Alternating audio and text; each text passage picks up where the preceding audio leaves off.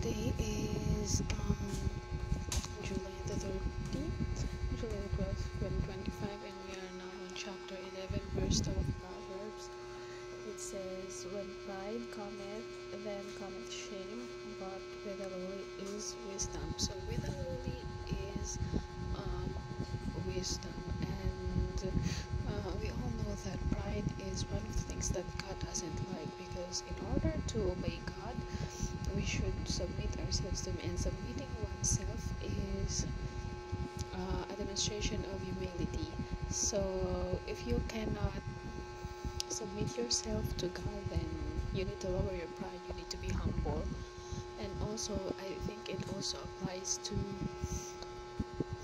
accepting the gospel, because when one rejects the gospel, it is pride, and then cometh shame. The shame of eternal destruction, eternal death, and hell will come later on when he dies. But if he accepted Jesus Christ as his Lord and Savior, he has wisdom, and the wisdom that God will impart us is in this very book that is in front of me. It is in the Bible, because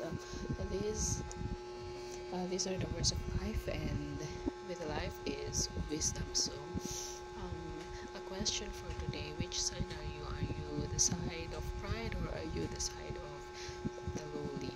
And let us always choose to be lowly, even though we have already a lot of things to boast of.